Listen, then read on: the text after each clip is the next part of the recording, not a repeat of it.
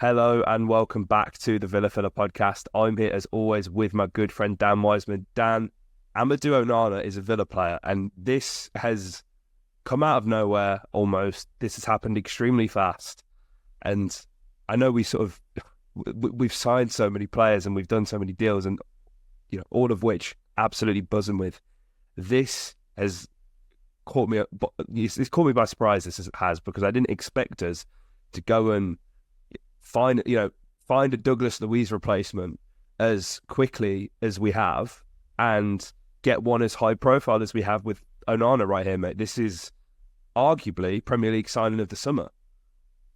This is like I'm trying to think of like transfers that really slipped through the net, and obviously it's hard to get by Fabrizio Romano these days. I think you're honestly looking at going back to like Danny Ings, yeah.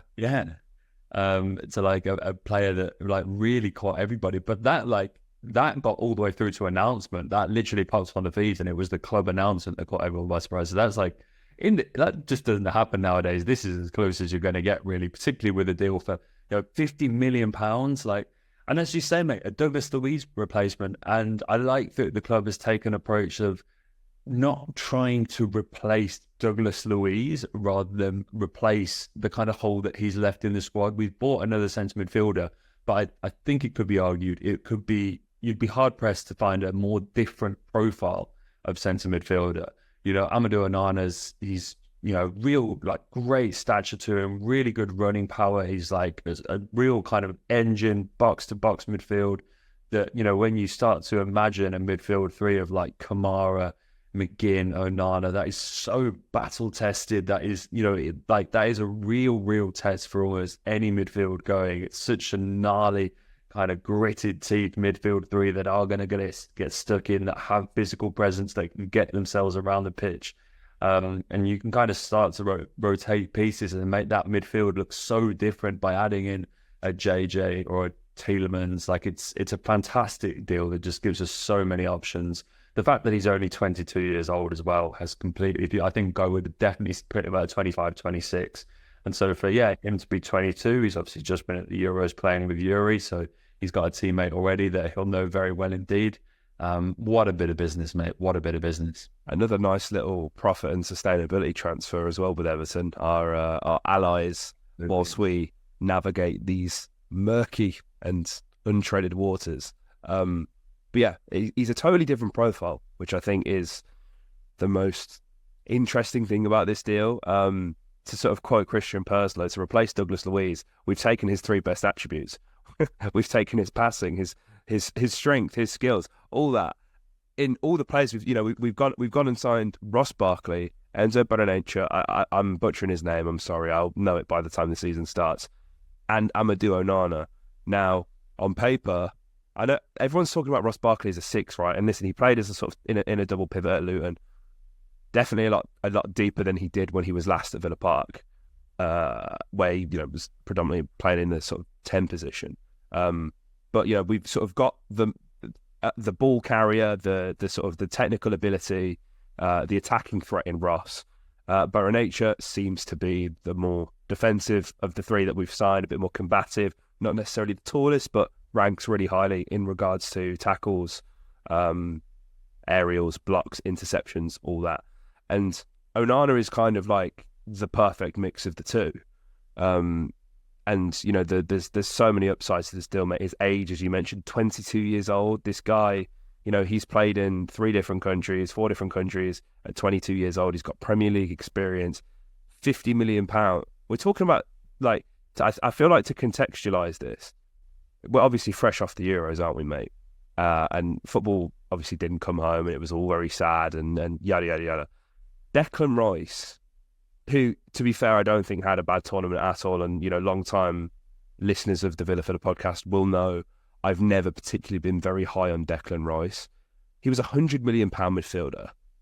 I know that comes with English tax. I know it comes with, the same reason Jack Grealish is a £100 million midfielder, worth whatever the selling club is prepared to pay.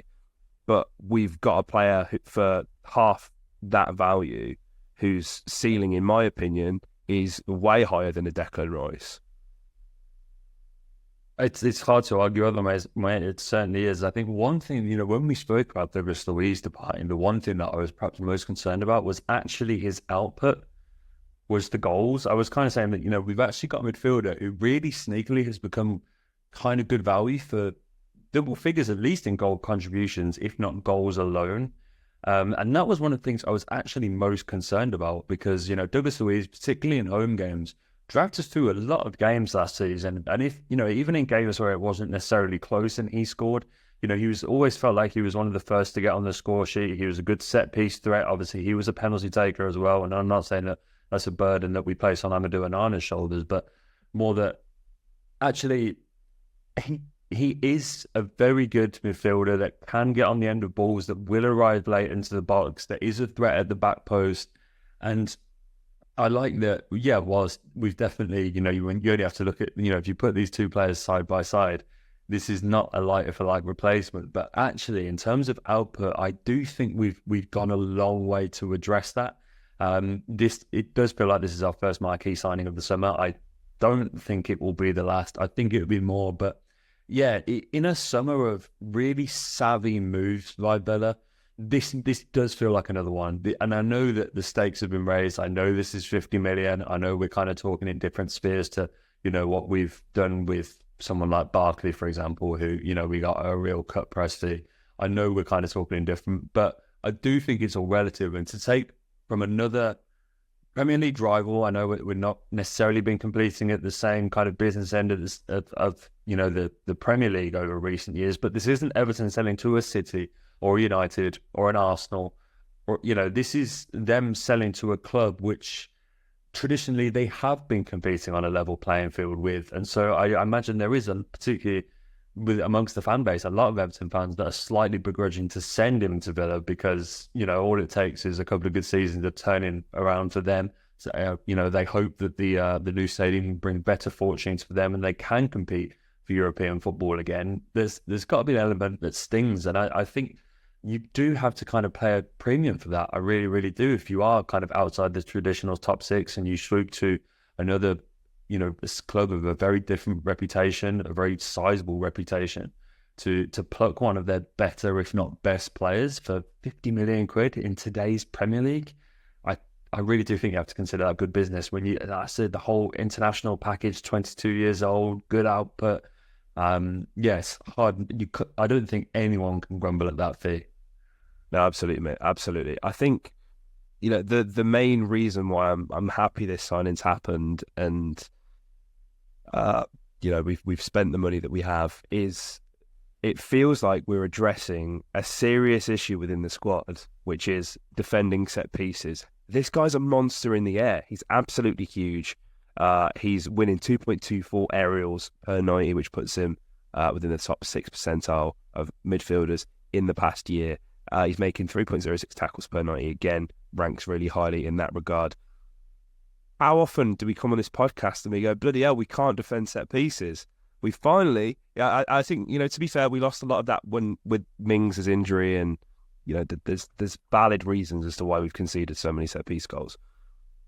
Adding more height, more of a presence when we're defending our own box, this is really smart. And this is why I can seriously get behind this, because we've not just signed him for the sake of it. We were talking about Danny Ings earlier, mate. Like, Danny Ings was available. Yeah, sure, fuck it. Why not? Let's take him. This is addressing a serious problem in the squad. This is adding quality, and there's, tremendous upsides to Onana with, what is seemingly an endless ceiling, in my opinion. He's absolutely fantastic. So I'm buzzing this one's done, mate. I'm glad it's over the line. It's going to be interesting to see the sort of tactical evolution of Aston Villa and Unai Emery.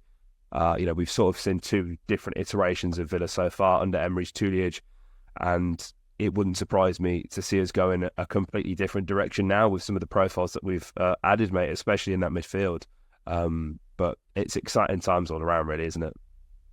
And mate, I think you've hit the nail on the head there. And as I kind of said, the amount of different options, the amount of different ways that you can line up this Villa team now, and I think this paints the Douglas Luiz deal for me in a much better light as well. I think the structure of that deal, the fact that we got two players in there, someone like Barrenechea, someone like Samuel Jr., again, another two players. There's that thing of, Villa when we signed Illing Jr., we listed him as a defender. You know, is he a defender? Is he a winger? Barrenechea, like, is it that 6? Is he an 8? Like, where's he going to fit in?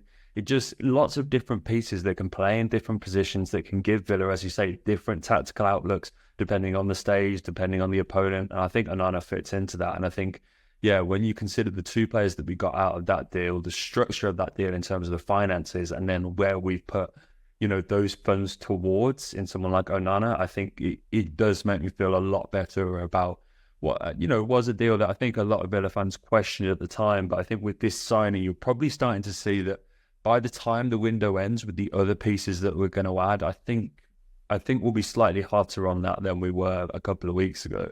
And yeah, I mean, when you start to visualize what this Villa team will look like in the amount of different ways it could look, it's a very exciting time indeed, mate. And I think with pre-season, it's just around the corner now, isn't it? Like a few days away, basically. By the time that first game gets here, like there's going to be a lot of excitement to see so many different players. I'm excited for pre-season for the first time in a long time. Not that I wasn't last year, but it's kind of like, it doesn't mean anything, but it also means a lot. Like, it's one of them. But I think Absolutely right. We've undergone and we're undergoing such a massive change that it's hard not to be excited for when, you know, we can finally see the boys in action. Whether it's Dortmund, Columbus Crew, Club America. You know, we've got so many games that are happening. It's really exciting. So, guys, you're going to have to let us know your thoughts on this deal in the comment section down below. Have Villa won the transfer window? My gut is saying yes so far. I think the only deal in this window that can, you know, maybe come close, when you're minusing obviously your Mbappe to Real Madrid, because, like, let's be serious, is whoever signs Dani Olmo, really. I think, you know, they're going to be the 2 high-profile transfers of this window. And yeah, Amadou Onana, welcome to Aston Villa. And before we go, if nobody's seen that clip of him in the press conference when somebody calls him Andre Onana, check that out, because it's absolutely hilarious. The way he switches up from speaking, you know, fluent French to just sounding like he's from, like, London is just absolutely, it's remarkable. So, you know, we've got that to look forward to as well. But yeah, like, comment, subscribe, and up to Villa.